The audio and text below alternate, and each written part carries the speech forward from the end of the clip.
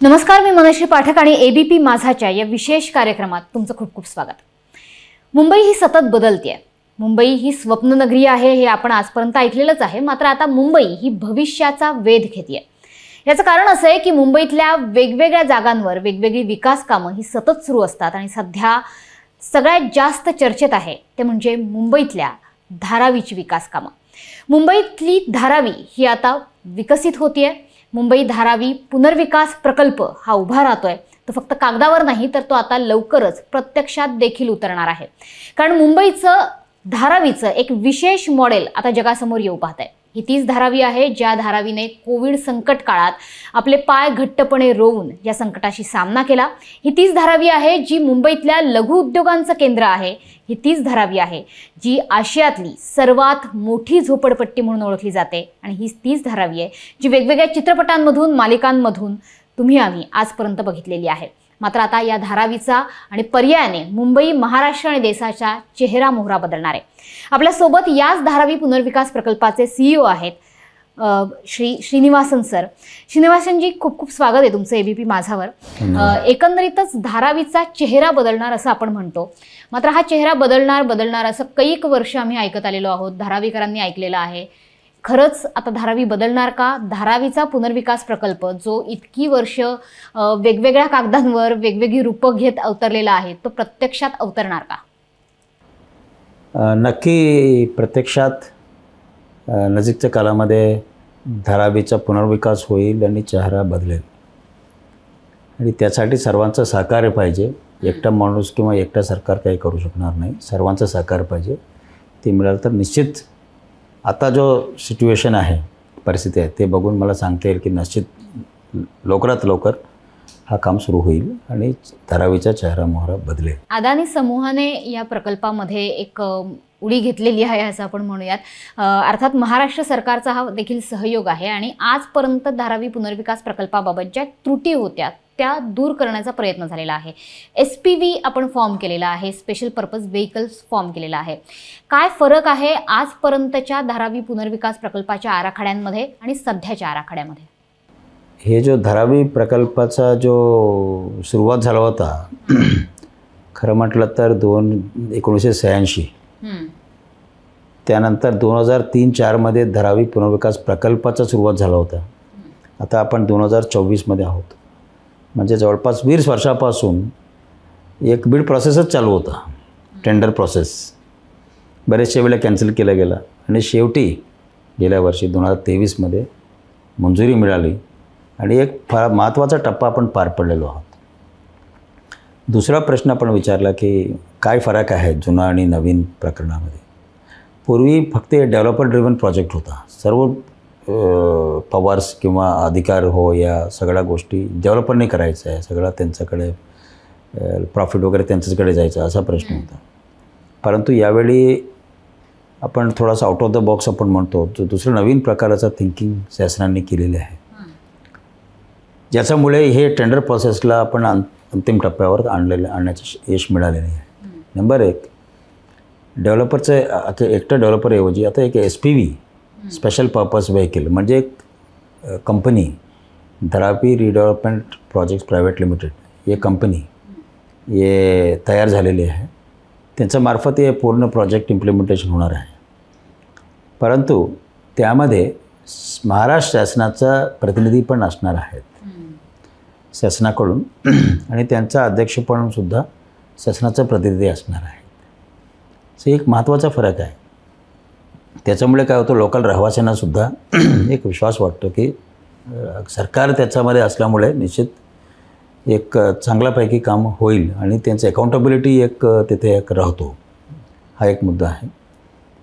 That is one, एक major फरक आहे ज्याच्यामुळे ॲक्च्युली हा टेंडर प्रोसेसला एक अंतिम टप्प्यात आपण आणू शकलो। दुसरा, मी नेहमी म्हणतो की Dharavi brownest of the brownfield projects, म्हणजे जो कधी हर एक प्रोजेक्टमध्ये जो काहीतरी अडचणी येऊ शकतील, सगळ्या अडचणी, तकलीफे, चॅलेंजेस या प्रोजेक्टमध्ये आहेत। हे अल्ट्रा मेगा प्रोजेक्ट आहे, मोस्ट कॉम्प्लेक्स प्रोजेक्ट आहे। त्याच्यामध्ये दुसरा फरक आपण असा केले म्हणून, बिकॉज पूर्वी बरेचसे टेंडर प्रोसेस फिसकटले होते। कोई उत्तर पण 2016 मध्ये 5 वेळा एक्सटेन्शन देऊनसुद्धा कोणीही त्यांच्या बार्जीपोलने सुद्धा कोणी ते टच पण केली नाही, कोणी आले नाही, उत्तर मिळालं नाही त्यांना, फेल गेले. म्हणून आपण दुसरा एक नवीन एक गोष्टी हे केलं की हे जो तिथे कमर्शियल स्ट्रक्चर भरपूर आहेत.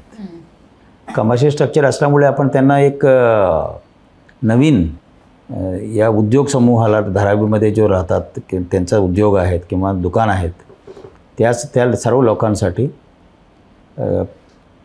पुनर्विकास पूर्ण झाल्यानंतर जेव्हा रेग्युलर काम त्यांचं सुरू होतील तेव्हापासून 5 वर्ष त्यांना स्टेट GSTचा रिफंड मिळेल, जेवढे ते पेमेंट करतील त्यांना. हे पहिल्यांदा आपण केलेलं आहे. तिसरा फरक आहे, हे अत्यंत मूळ स्वरूपाचा फरक आहे. पूर्वी आपण आताच्या SRA प्रमाणे पूर्वी आपण जो पात्र लोक आहेत त्यांनाच आपण घरं देत होतो. अपात्र लोकांना आपण हलवत होतो, ते रस्त्यावर जात होते किंवा दुसऱ्या ठिकाणी कदाचित ते झोपडी बनत असतील किंवा निश्चित ते निर्वासित तरी होत होते. आणि दुसरा SRA सुद्धा अजूनही तसंच होत आहेत. परंतु धारावीमध्ये पहिल्यांदा आपण एक नवीन प्रकारचा एक निर्णय शासनाने घेतलेला आहे की धारावीमध्ये राहणाऱ्या सर्वांना घर देण्याचा फार मोठी निर्णय शासनाने दिलेला आहे. पात्र असो अपात्र ते पात्र असतील किंवा अपात्र असतील सर्वांना घर मिळणार आहे. जे पात्र असतील की त्यांना फ्रीमध्ये घर मिळणार, जो अपात्र असतील त्यांना रेंटल हाऊसिंगमध्ये जावं लागणार. रेंटल हाऊसिंग शक्यतो 10 किलोमीटरच्या अंतरावर आपण त्यांना घर देण्याचा प्रयास करणार आहोत. आणि दोन्ही साथसाथच होणार आहे, एकत्रितच. असं नाही की एक झाल्यानंतर हे पूर्ण पात्र लोकांचं केल्यानंतर अपात्र होत लोकांच्या घरा सुरू होते, असा नाही आहे. एकत्रितच केले जाणार आहे. आणि त्याच्यामध्ये अजून एक गव्हर्नमेंटने एक डिसिजन चांगल्यापैकी घेतलेलं आहे धारावीकरांसाठी. ते हे घेतलेलं आहे, एक रेंटल हाऊसिंग घेतलेलं आहे, भाडे तत्वावर घर घेतलेलं आहे धारावीकडून. त्यांना वाटलं की त्यांच्याकडे एवढा पैसा झाला की त्यांना खरेदी करू शकतील घर. मग खरेदी करण्याचा मुभासुद्धा आपण दिलेला आहे त्यांना. सो सगळ्यांना घर देण्याचा हे फार मोठी फरक आपण यावेळी केली. सो SPV नवीन आहे, सगळ्यांना घर देण्याचा प्रस्ताव आहे. आणि तिसरा टॅक्स संदर्भात मी बोललो स्टेट GSTचा. आणि चौथा महत्त्वाचा की हे प्रकल्प पूर्ण झाल्यानंतर हे बिल्डिंग सगळं आपण लोकल सोसायटींना हस्तांतरण करणार आहेत. हस्तांतरण केल्यानंतर त्यांच्या मेंटेनन्ससाठी पैसे लागतील त्यांना. सो आताच्या प्रक्रिया असा आहे की त्यांना फक्त आपण फक्त म्हणण्यापेक्षा एक चांगलं आहे ती पण एक निधी त्यांच्याकडे आपण कार्पास फंड म्हणतो आपण त्याला आपण देणार आहोत. डेव्हलपरनी द्यायचं सरकारला, सरकार ते सोसायटीला देणार आहेत. परंतु इन एडिशन यावेळी पहिल्यांदा आपण असं केलं की कार्पास फंड तरी देणारच आहोत. इन एडिशन अजून एक व्यवस्था केली आहेत मेंटेनन्ससाठी की प्रत्येक बिल्डिंग मागे 10% त्यांनी कमर्शियल बांधून द्यायचं फ्रीमध्ये. आणि आपण ते सोसायटीला हस्तांतरण करणार आहेत. त्याचं भाडेसुद्धा ती सोसायटी घेऊ शकते. त्याच्यामुळे 2 फायदे आहेत. नंबर 1, सोसायटीला बिल्डिंग्स मेंटेन्स करता येतील बिकॉज त्यांच्याकडे 2 उत्पन्न स्रोत आहेत. आता एक आहे की कार्पास आहे, एक रेंट पण मिळतो. दुसरा लोकल लोकांना त्यांना भाड्यावर त्यांना दुकान पण देता येतील. सो लोकल इतर लोकांनासुद्धा फायदा होईल. असा प्रकारचा एक नवीनच आपण काही गोष्टी आपण केलेल्या आहेत. रेल्वेकडून लँड आपण घेत आहोत, तिथे पुनर्वसन आपण तिथे सुरू होणार आहे. त्याच्यामुळे काय होईल, शक्य तितक्या कमीत कमी लोकांना आपण ट्रान्झिटमध्ये आपण पाठवणार आहोत. मॅक्सिमम लोकांना शक्यतो 100% लोकांना डायरेक्ट घरामध्ये म्हणजे झोपडीतून डायरेक्ट घरामध्ये पाठवण्याची व्यवस्था म्हणजे पाठवण्यापेक्षा त्यांना घर देण्याची व्यवस्था आपण करणार आहोत. आणि हे जो नवीन जो आपण केलेले आहे त्याच्यामुळे निश्चित इनफॅक्ट मला वाटतं की हे नवीन प्रकारचा आपण शासनाने निर्णय घेतल्यामुळेच ॲक्च्युअली या बीड प्रोसेसला एक पूर्णत्वावर आणण्याचा एक यश आपल्याला शासनाला मिळालेलं आहे. पहिला टप्पा तर यशस्वीपणे धारावी पुनर्विकास प्रकल्प पार झाला असं आपल्याला म्हणायला हरकत नाहीये. वेगवेगळ्या नवनवीन गोष्टी तुम्ही सांगितल्यात, जसं GSTचा परतावा मिळणं असो कमर्शियल लोकांना किंवा त्यासोबतच कॉर्पस फंड असो, सगळ्या पात्र अपात्र लोकांना घरं असोत. मात्र आता मूळ संघर्षाचा मुद्दा इथेच आहे की पात्र कोण आणि अपात्र कोण. कारण जरी अपात्रांना घर मिळणार असं तुम्ही म्हणत असलात तरी सुद्धा त्यांना ते घर पैसे देऊन घ्यावं लागणार आहे. हे जे पैसे देऊन मिळणारं जे घर आहे तुम्ही म्हणताय की 10 किलोमीटरच्या परिघात हे घर मिळू शकतं. याचा दर नेमका काय असणार आहे? रेडी रेकनरच्या दरानुसार ही घरं वाटली जाणार की त्याच्यात काही सवलती दिल्या जाणार?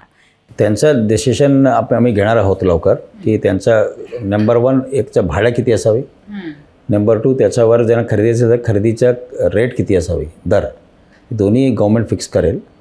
परंतु हे जो घर आहे SPVनी बांधून फ्रीमध्ये बांधून गव्हर्मेंटला द्यायचं आहे, हा एक महत्त्वाचा मुद्दा आहे. जमीनसुद्धा त्यांनीच घ्यायचं आहे खरेदी करून. दुसरा, पात्र कोण अपात्र कोण. पात्रतेचा नियम आहे की 1 जानेवारी 2000च्या अगोदर जो लोक आले असतील तिकडे घर राहत असतील, तो स्ट्रक्चर असेल तर, आता स्ट्रक्चरचं पात्रता आहे माणसाला नाही, स्ट्रक्चर असेल तर त्यांना सगळ्यांना पात्र पण धरणार आहोत. नंतर 2000 पासून 2011 जानेवारीपर्यंत जो घरं बांधले गेले असतील किंवा दुकान असेल ते सर्वांना 2.5 लाख रुपये देऊन त्यांनाही घर मिळणार आहेत. परंतु त्याच्यामध्ये ग्राउंड फ्लोअरचा म्हणजे जमिनीच्या वरचं घरांना किंवा स्ट्रक्चर्सला पात्रता आहे, त्याच्या वरच्या लोकांना पात्रता नाही आहे. ते लोक सगळं अपात्र आहेत. फर्स्ट फ्लोअर आहे, पोटमाळा आहे किंवा दुसरा मजलावर आहे, G+2 G+3 किंवा 2011 नंतर आलेले आहेत जे ग्राउंड फ्लोअरवर असतील किंवा वर असतील, ते सर्व अपात्र आहेत. ते सर्व अपात्रांना आम्ही आता सांगितल्याप्रमाणे त्यांना आपण निर्वासित करतो. परंतु या प्रकल्पामध्ये पहिल्यांदा त्यांना घर देणार आहोत. त्याने रेंटल हाऊसिंग, नंतर हायर परचेस त्यांना घेता येईल. त्यांचा रेट्स आम्ही निश्चितपणे मला वाटतं की परवडणारे घर त्या रेट आम्ही फिक्स करू. या प्रकल्पाच्या दरम्यान धारावीकरांनी नेमकं जायचं कुठे असा प्रश्न धारावीकरांना पडला आहे. कारण अनेक वर्ष हा प्रकल्प चालेल. किती वर्ष साधारण हा प्रकल्प चालू शकतो असा तुमचा अंदाज आहे आणि या वर्षांमध्ये धारावीकरांची व्यवस्था सरकार कुठे करणार? 7 वर्ष हा प्रकल्प पूर्ण करायचा आमचा असं मानस आहे. त्याप्रमाणे आपण कंडिशन पण घातलेले आहेत. एखादी वर्ष इधर उधर होऊ शकेल इकडे तिकडे, परंतु 7 वर्षामध्ये करायचं असं आमचं मानस आहे. नंबर 2, या दरम्यानच्या कालावधीत लोक कुठे जाणार आहे हा प्रश्न नेहमी पडतो. जनरली आपण काय करतो SRA प्रोजेक्ट्समध्ये त्यांना एदर आपण ट्रान्झिट अकॉमोडेशन देतो किंवा कुठेतरी एक घर बांधून किंवा त्यांना भाडे देतो. आपण अराऊंड 20,000 रुपयाचे काहीतरी भाडे देतो दर महिन्याला पाठवतो. परंतु अगेन पहिल्यांदा मला वाटतं की या स्केलवर भारतामध्ये किंवा महाराष्ट्रामध्ये तर नक्कीच आमचा प्रयत्न असा राहील की ज्युरिंग दी कन्स्ट्रक्शन चालू असताना, पुनर्विकास चालू असताना धारावीकरांना तिथल्या तिथेच ट्रान्झिटमध्ये न पाठवता डायरेक्ट त्यांना तिथेच राहायचं, त्यांनी डायरेक्ट मग नवीन घरामध्ये प्रवेश करायचा, असा प्रयत्न आमचा चालू आहे. हा सगळा एक मोठं धनुष्यबाण, शिवधनुष्य पेलण्यासारखा आहे हा प्रोजेक्ट. म्हणजे हे शिवधनुष्य पेलल्यानंतर धारावीकरांना नेमकं काय मिळणार? त्यांची आयुष्य कशी सुधारणार? त्यांचं जीवनमान उंचावणार का? त्यांना कोणकोणत्या सुविधा मिळणार? केवळ घरांशिवाय किंवा केवळ दुकानांशिवाय धारावीकरांना आणखी काय काय मिळणार? एक तरी घर मिळणार आहे. घर मुंबईमध्ये घर असणे एक ड्रीम आहे, मोठी गोष्ट आहे, मोठी गोष्ट आहे सगळ्यांना. या व्यतिरिक्त सध्या धारावीचा प्रश्न कसा आहे ते आपण जर विजिट केला तर आपण नेहमी तरी विजिट करत असतो. आपण मी तरी बरेचशा वेळा गेलो तिथे, जात राहणार आहे. तिकडे परिस्थिती काय आहे? तिकडे पिण्याचं पाणी हा बेसिक प्रश्न आहे. एवढं वर्षाचं स्वातंत्र्य मिळाल्यानंतर सुद्धा घरामध्ये पाणी राहत नाही. कम्युनिटीमध्ये तिकडे पब्लिक टॅप आहे, नळ किंवा टॉयलेट असेल तर पब्लिक टॉयलेट आहे, बरोबर आहे की नाही? सो त्याच्यामुळे कोणी तिकडे कधी असा प्रश्न येतो, आपण आता सांगत होता की कोणीतरी काही ठिकाणी ते मुलीला द्यायलासुद्धा तो तयार असतात, लग्न पण ठरत नाही. त्यांचं कारण असं आहे की तिकडे आल्यानंतर मग टॉयलेट पण नाही आहे घरामध्ये. सो म्हणून आपण आता एक सामाजिक प्रश्न जो आता उद्भवतो ते पण दूर होईल. त्याच्यामुळे घरामध्येच टॉयलेट आणि पाणी वगैरे सगळं व्यवस्था होईल. मला वाटतं की दुनियामध्ये पहिल्यांदा मोठा असा गोष्ट घडत असेल की शहरामध्ये एक नवीन शहर तयार होतो आणि त्याच्यामुळे विन विन सिच्युएशन आहे. लोकांना तरी फायदा आहेतच हे सगळ्यामुळे. जसे शासनालासुद्धा मला वाटतं की एक फार मोठी फायदा आहे. ॲट द सेम टाईम एक बोलायचं असेल तर एकाच वाक्यामध्ये मुंबई स्लम फ्री सिटी आपण म्हणतो, आपण नेहमी आपण करायचं म्हणून आपण बघतो. सध्या मुंबई म्हटलं तर स्लम्स आहेत असा एक दृष्टिकोन आहे. आपण एअरप्लेनमध्ये उतरला तर स्लमच दिसतात. सो स्लम फ्री सिटी करण्यासाठी एक धारावीचा पुनर्विकास एक पहिला मोठा पाऊल आहे असं मला वाटतं. आत्ता जे धारावीकरांचं म्हणणं आहे की आम्हाला जी घरं दिली जात आहेत ती 350 स्क्वेअर फीटची आहेत. मात्र सध्या त्यांची असणारी दुकानं, त्यांचा असणारा व्यवसाय, त्याची असणारी जागा, शिवाय राहण्याची जागा, असं जर एकंदर जागेचं आपण अंदाज घेतला तर ती 350 स्क्वेअर फीटपेक्षा निश्चितच जास्त आहे. 350 स्क्वेअर फीटाच्या घरांवर जर धारावीकर समाधानी नसतील आणि तशा पद्धतीचे त्यांच्या प्रतिक्रियासुद्धा येत आहेत, त्यांची मागणी जास्त मोठ्या घरांची आहे, तर त्याच्यावर काही विचार करत आहे का प्रशासन? हो, निश्चित. इनफॅक्ट मी डेटा सांगतो. आता जेव्हा केव्हाही बोलतो आपण, तो डेटा महत्त्वाचा असतो. आपल्याकडे फॅक्ट्स काय आहे? फॅक्ट्स असा आहे, 80% जास्त, 83-85%, 300पेक्षा कमी छोटी घरं आहेत. बरं, हे महत्त्वाचा प्रश्न आहे. हां, सो छोटे आहेत. सो त्यांना पण, ज्यांच्याकडे 200 आहे, 100 आहे, तरी पण त्यांना 350 देणार आहोत. आणि सध्या आपल्या नियमानुसार 300च आपण देतो. आपण कुठेही आपण मुंबईमध्ये 300पेक्षा जास्त देता येणार. आपण 50 स्क्वेअर फूट पहिल्यांदा आपण भारतामध्ये, महाराष्ट्रामध्ये 350 फूटचं घर आपण SRA आपण देत आहोत. एक महत्त्वाचं आहे, ते ॲक्च्युली समजून सांगायला पाहिजे लोकांना. एक काम समजून काढण्याचं काम, समजून सांगण्याचं काम आमचंच आहे निश्चित, आणि आपल्या माध्यमातून हे साध्य होत आहे. सुरुवात आपण आज करतो. नंबर 2, हे जो पात्रतेसंदर्भात त्यांना, आता मी सांगितल्याप्रमाणे एक सिंगल विंडो योजना आपण करतो. सो त्यांना प्रश्न विचारता येईल, उत्तर देतो आम्ही, आणि डॉक्युमेंट्स असतात निश्चित निरसन करू. आणि अधिकारी सर्वांना आपण सेन्सिटाईज करतो की जेव्हा लोक येतील त्यांना ऐकून घ्यायला पाहिजे. सो म्हणून त्यांचा एक यंत्रणा आपण उभा करतो. त्यामुळे मला वाटतं की निश्चित हा प्रश्नचं निराकरण सिमलेसली होईल असा आमचा प्रयत्न आहे. मात्र एकंदरीत धारावीत जर आज आपण पाऊल ठेवलं तर बघायला मिळतं की छोट्या छोट्या गल्लीबोळ्या आहेत, छोट्या छोट्या घरांमध्ये अनेक लोक राहत आहेत, जॉईंट फॅमिलीज आहेत, त्यांचे वारसदार आहेत, शिवाय त्यांची दुकानं आणि त्यांचे छोटे मोठे लघु उद्योग आहेत. अगदी गृहिणीसुद्धा पापड लाटण्यापासून ते वेगवेगळे लघु उद्योग करताना आपल्याला बघायला मिळत आहेत. कुंभारवाडा आहे, एक मोठी लेदर इंडस्ट्रीसुद्धा आहे, रिसायकलिंग इंडस्ट्री आहे. या सगळ्या लघु उद्योगांच्या केंद्राचा होणार काय? आक्षेप असा आहे अनेक राजकीय पक्षांचा जे विरोध करतायत, किंवा अनेक धारावीकरांचा सुद्धा, की अनेक लहान मोठे उद्योग जे महाराष्ट्राच्या बाहेर चाललेत, हे लघु उद्योगांचं केंद्र, हे लघु उद्योग हे सुद्धा महाराष्ट्राच्या बाहेर फेकले जातील का? राजकीय मला काय बोलण्याचा अधिकार नाही, माझं काम पण मी काय बोलणार नाही. परंतु धारावीमध्ये काय करतो आपण ते मुद्दा थोडा सांगू इच्छितो. ज्यांचा जो लघु उद्योग आहेत त्याच्यामध्ये फूड इंडस्ट्री पण आहे. म्हणजे बरेचसे उडुपी रेस्टॉरंट्स आहेत तिथे, पूर्ण मुंबईला ते इडली वडा देतात ते. In addition to leather industry आहे वगैरे आपण सांगितलं. त्यासाठी आमचा प्रयत्न असा राहील की जो पात्र असतील तर त्यांना धारावीमध्येच आपण पुनर्वसन करणार आहोत, नाहीतर इतर ठिकाणी करणार आहोत. ॲट द सेम टाईम जो पात्र झोपडपट्टी आहेत, जो कमर्शियल आहेत, लघु उद्योग इंडस्ट्री कमर्शियल, त्यांना पुनर्वसन झाल्यानंतर युनिट सुरू झाला, तर नवीन ठिकाणी सुरू झाला, तेव्हा तिथून 5 वर्ष त्यांना स्टेटचा GST जो आहे रिफंड त्यांना परतफेड केला जाणार आहे, परतावा मिळणार आहे त्यांना. हे फार मोठी निर्णय आहे, बिकॉज त्याच्यामुळे ॲक्च्युली शासनावर थोडा बोजा पण पडतोच, मोठा बोजा. परंतु शासनाने एक निर्णय घेतलेला आहे धारावीकरांच्या हितामध्ये की आपण हे करायला पाहिजे. नक्की. त्याच्यामुळे येणाऱ्या दशकामध्ये 7 ते 10 वर्षांमध्ये धारावीचा चेहरा बदललेला दिसेल, हे तुम्ही दाव्याने सांगताय का? काय आवाहन कराल धारावीकरांना? तसाच आमचा प्रयत्न निश्चित राहणार आहे की 7 ते 10 वर्षामध्ये, 7 वर्ष तरी आहेच नियम आपला, कंडिशन 8 आहे, त्या दरम्यान निश्चित धारावीचा चेहरा मला बदलायला दिसेल आणि मेनस्ट्रीममध्ये समाविष्ट होतील. आणि धारावीमध्ये निश्चित बरेचसे इन्व्हेस्टमेंट्स येतील, इकॉनॉमिक ग्रोथ होईल, आर्थिक विकास होईल, आणि बरेचसे नोकऱ्या पण क्रिएट केल्या जातील, तयार केले जातील. आणि तिकडच्या मुलांना निश्चित ह्या विकासामुळे नोकऱ्या तरी मिळतील आणि स्वतःचा स्टार्टअपसुद्धा ते तयार करू शकतील. त्याप्रमाणे आम्ही एक वातावरण तयार करतो. वातावरण म्हणजे फिजिकल पैसे खर्च करून आपण त्याला करणार आहोत. निश्चित त्याच्यामध्ये फायदा होईल. नक्की. खूप खूप धन्यवाद या सविस्तर बातचीतीसाठी. तर त्यामुळे एकंदरीत श्रीरामांचा वनवास 14 वर्षांचा होता, धारावीचा गेल्या 20 वर्षांचा वनवास आता संपतोय. कारण धारावी पुनर्विकास प्रकल्प जो आजवर केवळ कागदावरती रखडलेला होता, त्याचा पहिला टप्पा तर यशस्वीपणे पार झालेला आहे. त्याच्यामुळे धारावीसोबत आता मुंबई बदलते, मुंबईसोबत महाराष्ट्र आणि देशसुद्धा बदलतोय.